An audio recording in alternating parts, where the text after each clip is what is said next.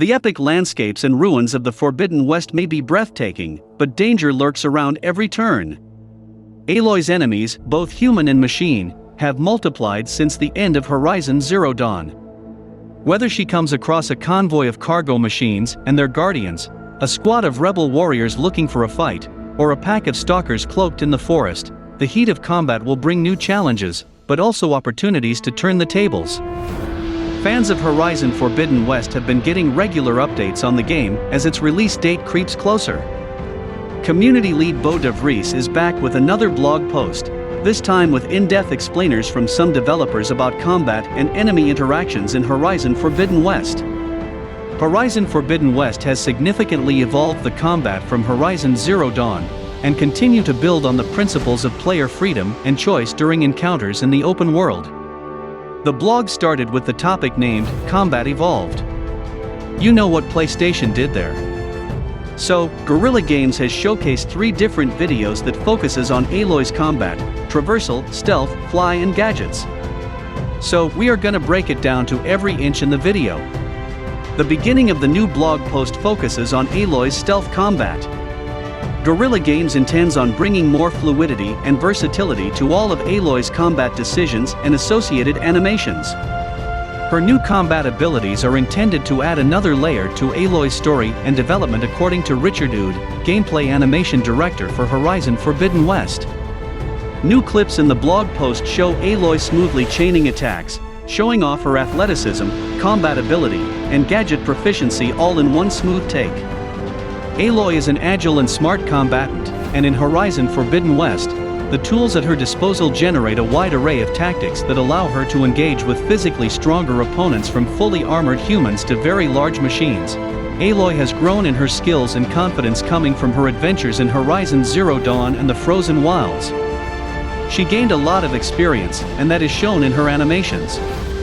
Aloy is more comfortable traversing her environment, without losing sight of the fact that she's human, of course, so things don't always go perfectly for her. The grapple mechanic is a good example of this.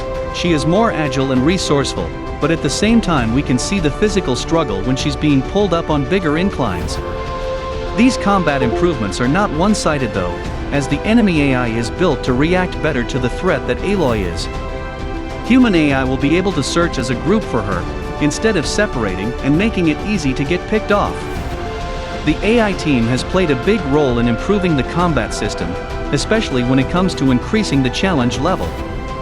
Enemies to feel more authentic, as the sequel improving the fluidity and continuity of motion, like making enemies and companions more capable of traversing rugged terrain.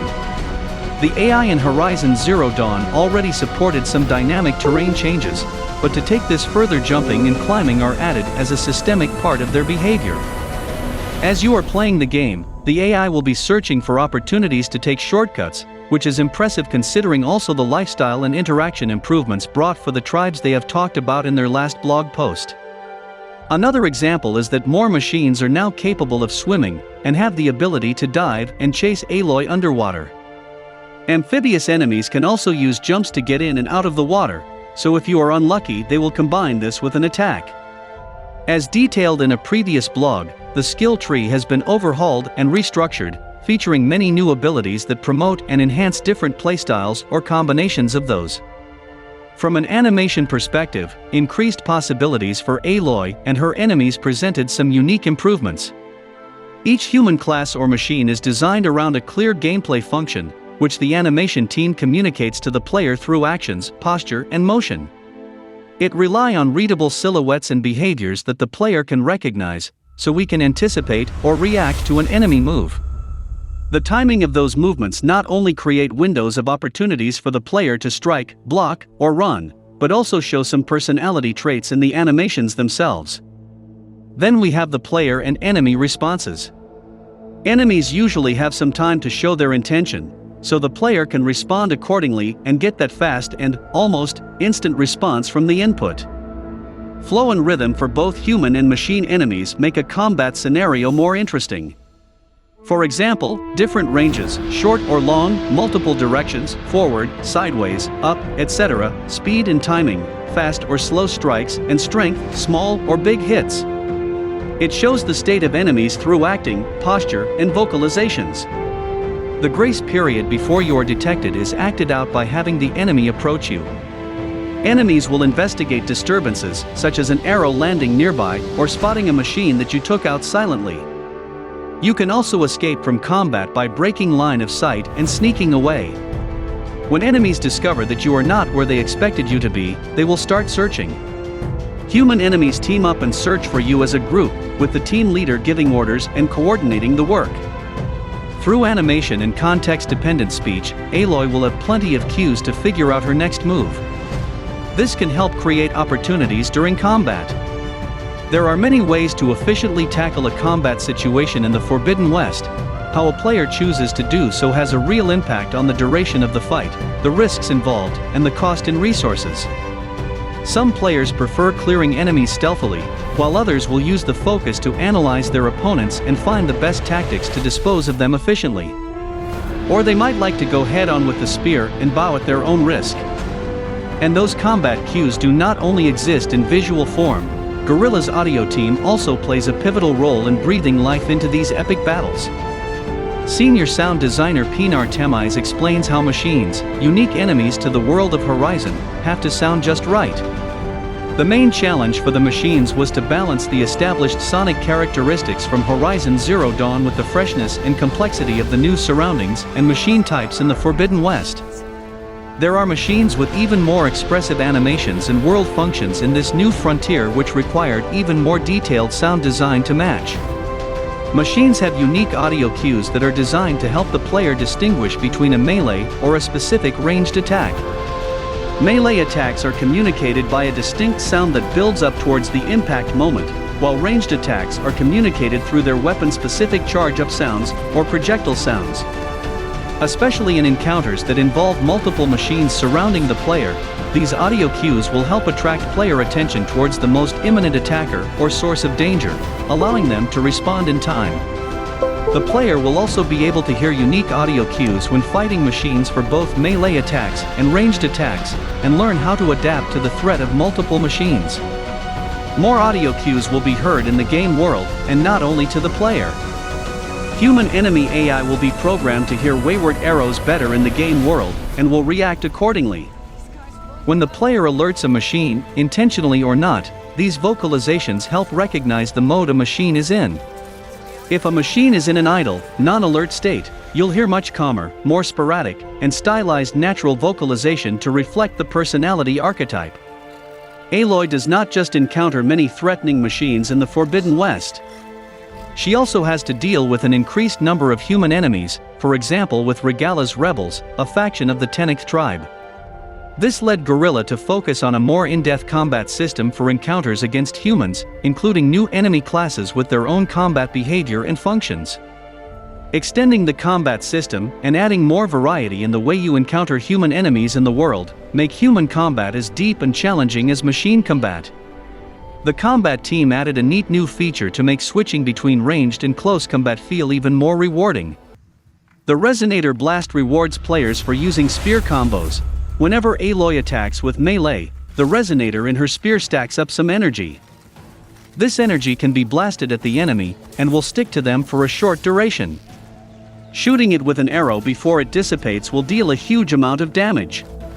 This mechanic creates a powerful synergy between close combat and ranged combat, encouraging players to transition smoothly between both.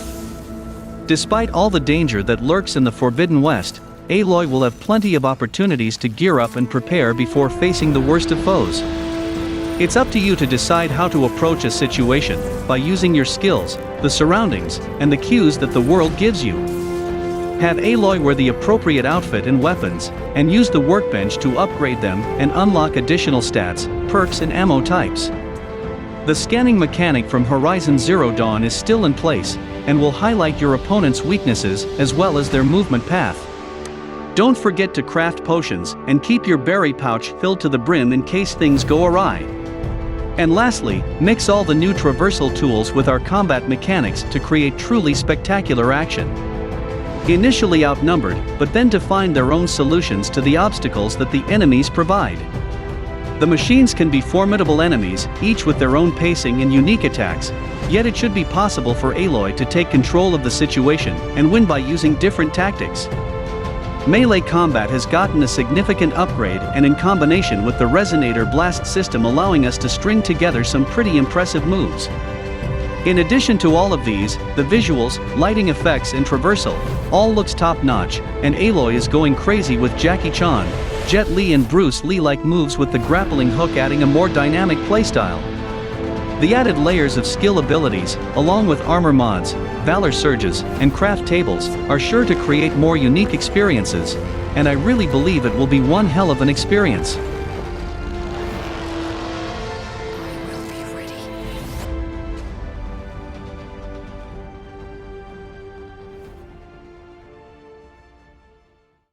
Moving forward, The Matrix Awakens and Unreal Engine 5 experience just got confirmed for PlayStation 5 and Xbox Series in a teaser that was released today.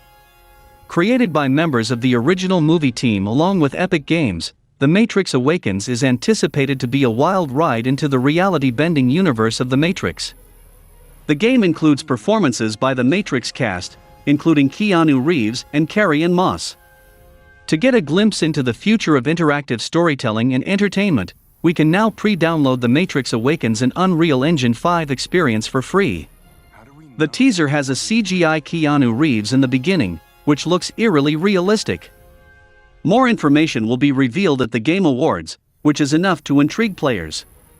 Overall, the teaser is well made, sparking conversation and predictions amongst fans. While the teaser showcases some features, it still leaves a lot to the imagination.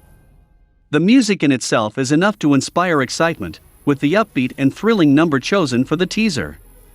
With the release of The Matrix Resurrections coming to theaters soon, it is not surprising that the development of this game is helping endorse the marketing of the upcoming movie. This news comes on the heels of a Matrix crossover with Fortnite being leaked, which shows that The Matrix is trying to become prominent in popular mainstream media once again. There are a ton of aspects that make the Matrix universe engaging. From the cyberpunk subgenre to the constant action, it is enough to leave most viewers intrigued. Some may wonder how these aspects will play out in The Matrix Awakens. However, this is not the first time that The Matrix has been involved in a video game. The Matrix Online launched in 2005 as an MMO shortly after the release of The Matrix Reloaded. The Matrix Awakens and Unreal Engine 5 experience will likely cause some buzz in the near future. It will be interesting to see everything the game offers, and all players can do is wait until the Game Awards airs to receive more information. I think it will lead to a reveal of a full-fledged Matrix game in development. We don't know what the experience is, so have to wait and see if it is a demo we can play. This year's Game Awards is being hyped up to the roof by Jeff Keighley, promising 5 massive AAA reveals. Some of the leaks points towards a new Bioshock game announced there.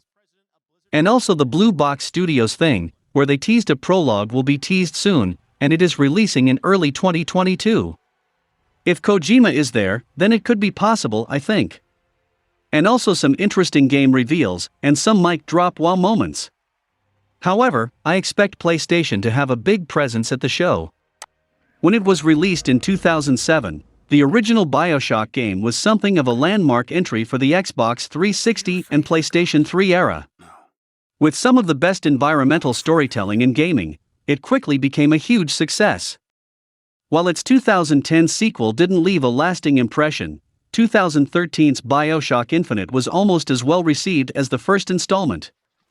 Now, with a new game in the pipeline, fans are no doubt wondering about where things will be taken, and there have been some leaks doing the rounds about some possible details. According to a rapper, there are speculations about the next Bioshock game, such as the fact that it may be getting built in Unreal Engine 5. There's also a possibility that it could be given the title Bioshock Isolation. Perhaps the most interesting leak so far suggests that the 4th installment in the series may feature 2 cities. I can't show the leaked images corresponding to the information, as it may result in a copyright strike. But I'll share the whole information with you guys. One of the leaks shows a somewhat low-resolution image from a slideshow. The image features the words "There's always a city," which is a callback to Bioshock, Infinite's major storyline revelation regarding lighthouses. The slide also shows an image of two cities, one upright with the second one seemingly built underneath going upside down. Some information on the slide described the top city as being a free and wealthy society, while the bottom one is more of an isolated underground city. Another intriguing detail is the use of the bird and cage symbols from the third game, which could tie it in with that title's world, story, or characters. It needs to be said these are only rumors at this stage. None of the official parties involved with the development of the game have confirmed or denied these leaks and speculations. Many fans will likely be interested to know whether what's currently going around will come to fruition, though there have been letdowns in the past. Recently, a website teasing Bioshock content was not what fans expected, with the word "stay tuned" having apparently been on the site for some time now, and offering no further information. The URL incorporates the phrase, "There's always a lighthouse," and, as many know, that's a strong narrative tie-in. And if these rumors are true, 2022 will be a big year for the franchise. Many are hoping Bioshock will be at the Game Awards, but several other rumors suggest it won't be revealed until next year. It remains to be seen, but it's impossible for these rumors to escape the Game Awards as a potential reveal time. That doesn't stop the rumor mill that drives the games industry, however. Whether Bioshock 4 is at the Game Awards, is surprisingly revealed early next year, or waits for E3 2022, fans are dying to see more. Now, new rumors from reliable sources put a lot of Bioshock 4 on the table. During a Patreon-only video, Colin Moriarty recently posted some details about the upcoming Bioshock game, and VGC's own sources were able to back it up. Moriarty claims that Bioshock 4 will take place in the 1960s in a fictional Antarctic city, called Borealis. It's worth mentioning another recent rumor that said the new Bioshock game would actually be titled Bioshock Isolation, and whether building off one another or not, it's the perfect title for a city in this polar region. He is quite a reliable leaker, so we can consider this as a solid evidence. Moriarty also states that the game will be tied, narratively, to previous Bioshock games, and that it is scheduled to release next year, 2022. The former likely means a connection of themes and elements that define the past games, and that's incredibly important as the new developer is aware that this new Bioshock will be compared to the original creator, Ken Levine. He is currently working on a new game, but developer Cloud Chamber is composed of several Bioshock veterans nonetheless.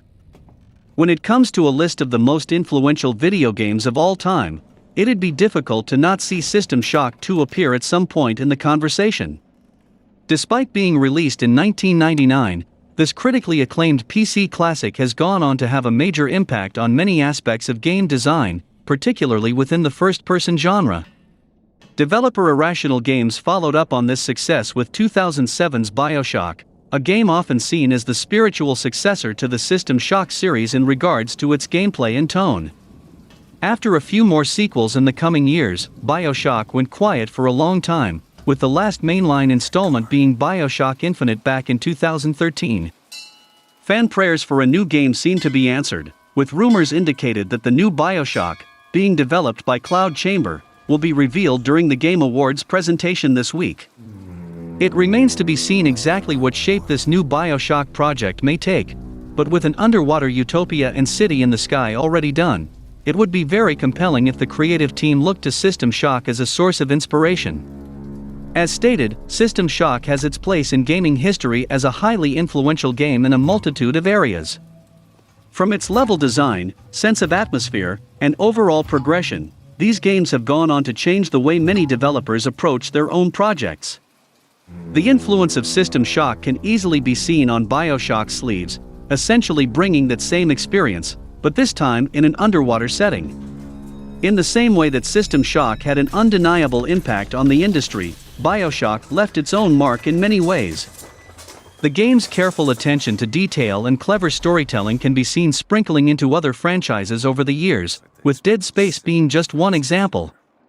Now, with a new Bioshock rumored to make its worldwide debut in a matter of days, it would be poetic for the franchise to once again look to its predecessor for guidance.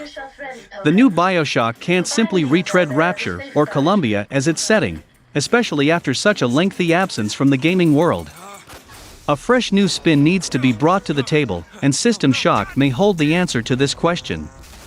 The gaming landscape has changed so much since the first Bioshock game, and even more so since System Shock hit the scene. There have been plenty of other franchises that incorporated these titles' ideas into their own design, and have arguably made their mechanics even better. The original Bioshock was lauded for its interesting setting and often uncomfortable atmosphere that surrounded the player, truly immersing gamers into a strange world under the sea, though many strong settings have appeared since. With modern gaming technology allowing developers to realize their vision more than ever, and creepy experiences like Resident Evil Village and The Last of Us 2 available, a new Bioshock will need to work extra hard to stand out.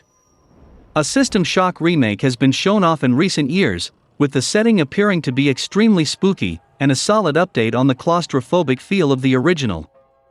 A more grungy, mechanical, sci-fi-inspired setting may prove to be a fun twist on what is expected to come from a Bioshock location.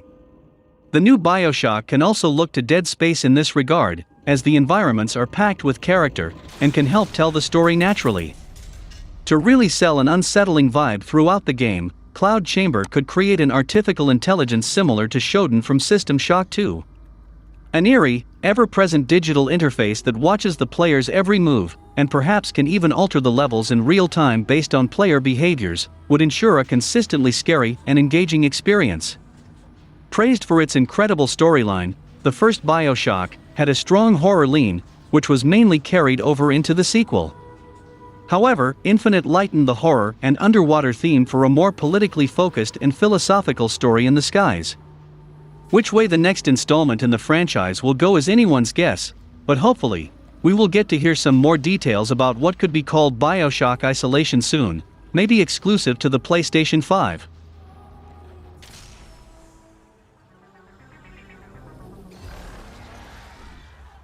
Up next, a report from Bloomberg's Jason Schreier detailed a new subscription service in the works at PlayStation that would include both modern and classic games. According to the report, the service is codenamed Spartacus, and will launch sometime in the spring for both the PS4 and the PS5. Additionally, Spartacus will apparently merge PlayStation Plus and PlayStation Now, Sony's current major subscription services. The plan is reportedly to keep the PlayStation Plus name, but get rid of PlayStation Now, which hasn't had as much of an impact as PlayStation Plus has, but it is a great service. The subscription will reportedly include distinct tiers that grant users a wider library of games as they move up. For instance, the report details one tier that includes the current PlayStation Plus benefits, while another adds PS4 games to the mix, with PS5 games supposedly also being added at some point. Finally, a third tier would also include streaming for PS1, PS2, and PSP games, as well as extended demos. It's worth noting, however, that these tiers haven't been finalized, so things are subject to change. In addition to the subscription service changes, the report also states that Sony is planning to invest more heavily in streaming technology, which would help facilitate streaming older games from the final tier. Cloud gaming has seen a meteoric rise in the past few years, though its reception has been mixed. While the technology does seem like the future, internet infrastructure in major markets is too weak to fully support it. However, better streaming technology can help to alleviate the issue. Sony's history with classic titles from previous generations has been shrouded with some controversy. In 2017, Jim Ryan, Sony Interactive Entertainment CEO, infamously made disparaging remarks about old games, stating the following: "I was at a Gran Turismo event recently where they had PS1, PS2, PS3, and PS4 games, and the PS1 and the PS2 games, they looked ancient, like why would anybody play this?" The comment was not received well by gamers, who saw it as a sign that PlayStation is abandoning the classic games that popularized the platform.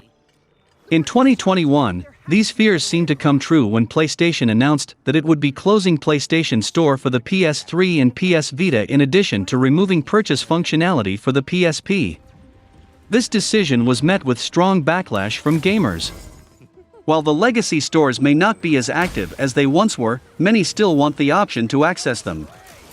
Following a deluge of complaints from gamers, PlayStation decided to reverse its decision. However, making purchases has become increasingly difficult. Sony no longer accepts PayPal, credit card, or debit card payments to make purchases or add wallet funds when accessing PlayStation Store on PS3 and PS Vita. Consequently, the only way to fill up one's wallet or make purchases is to redeem a PlayStation Store gift card or use the aforementioned payment methods on PC, PS4, or PS5. While this may be a fair compromise for some, it does present a convoluted way of purchasing games for those who wish to make their purchases on the older generation console they are using. Furthermore, PlayStation Store gift cards are not easily available in all regions, which makes this payment option accessible to only a portion of gamers. During a time where PS5s are still hard to come by, it is not strange at all for gamers to still cling to older consoles, including the PS3, which has titles such as Grand Theft Auto 4 and Metal Gear Solid 4 that did not make the jump to later PlayStation consoles. PlayStation's alleged upcoming subscription service could solve the issue of legacy stores. The third tier, which will include PS1, PS2, PS3, PS Vita, and PSP games, will allow gamers to access Sony's amazing backlog of games. They could even include PSVR games and add them backwards compatible to PSVR 2.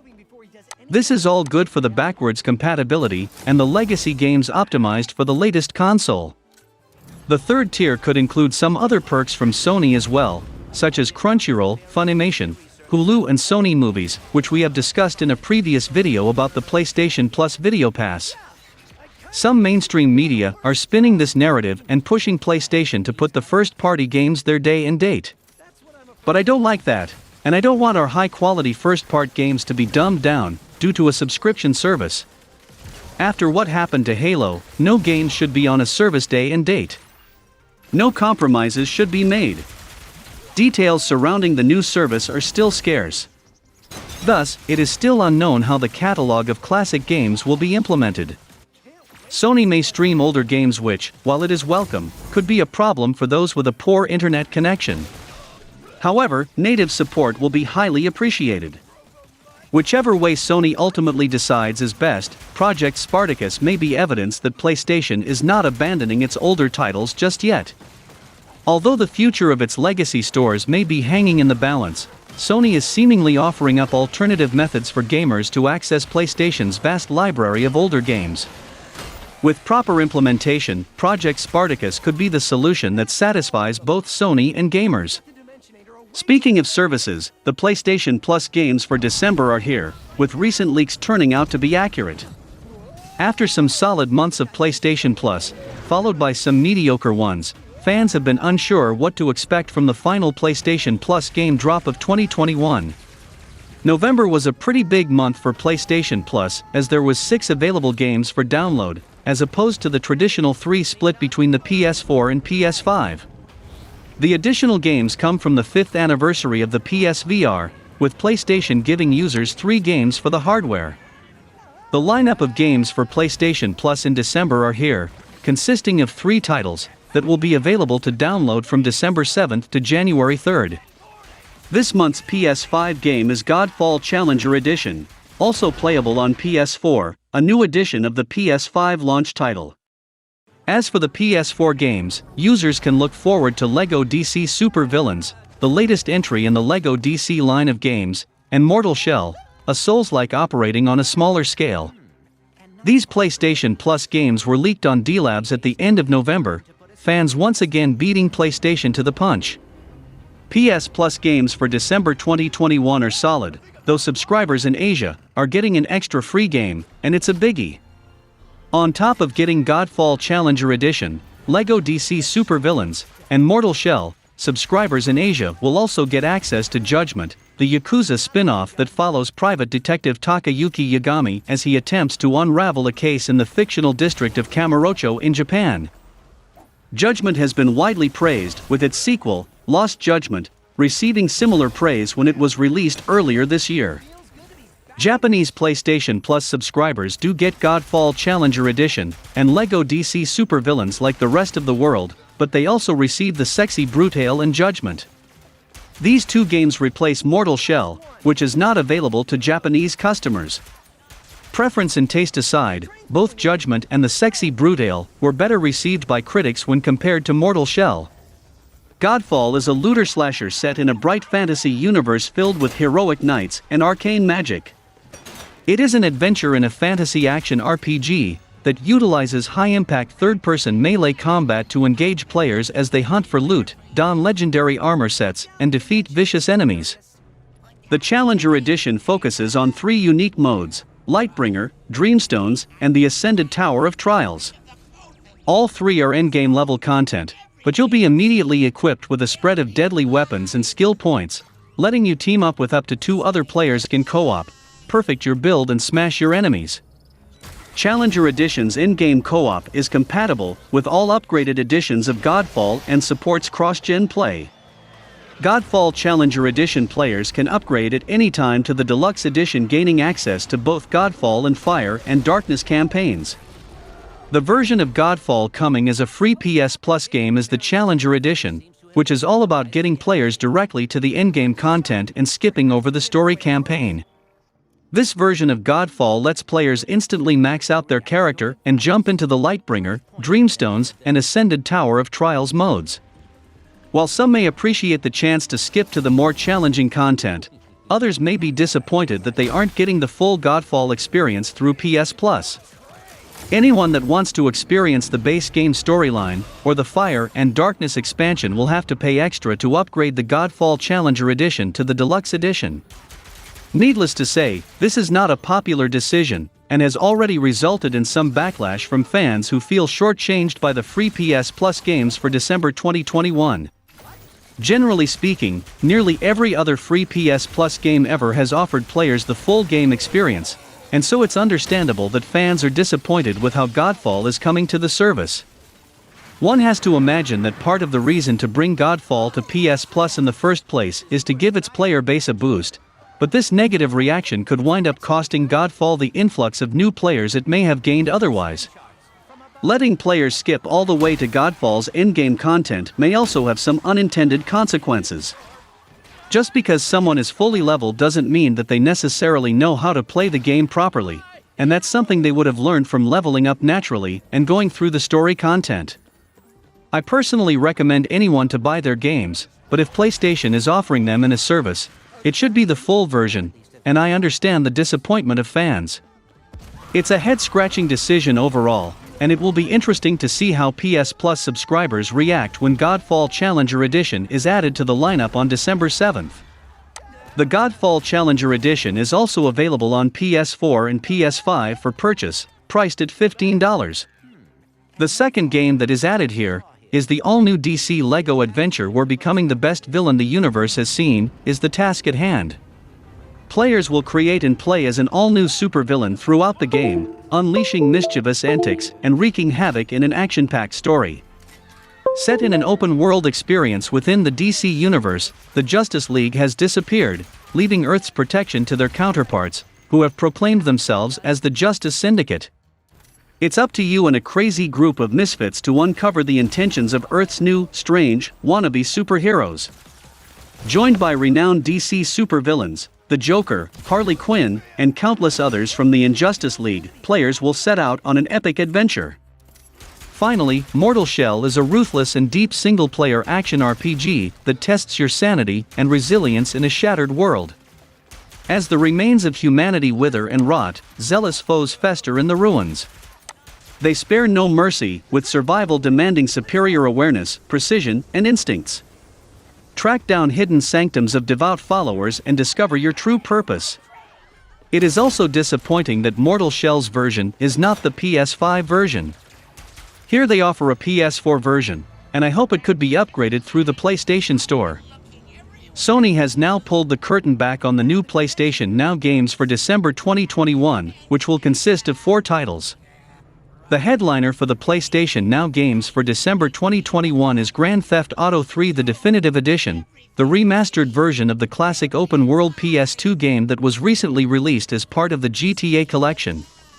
PlayStation Now subscribers have from Tuesday, December 7th to Monday, January 31st to play GTA 3: The Definitive Edition through the service. Another big game that PlayStation Now subscribers can look forward to this month is Final Fantasy X Part 1 and 2 HD Remaster. This collection of games brings together the HD versions of the critically acclaimed JRPGs Final Fantasy X and its direct sequel, Final Fantasy X Part 2. Final Fantasy X remains one of the most popular Final Fantasy games ever made, and it should be a strong addition to the PlayStation Now lineup. It joins previously added Final Fantasy games Final Fantasy VII, VIII, and IX, and will be followed by the addition of Final Fantasy XII The Zodiac Age in January. PlayStation Now subscribers also have strategy game John Wick Hex and co-op arcade game Spitlings to look forward to this month, with both games coming to PlayStation Now on Tuesday, December 7th. And that's all for the video, guys. Like and share the video for a greater audience. Comment your thoughts on the topics, and donations are always appreciated. Subscribe to the channel and click the bell icon, and until then, from SMPV, it's goodbye.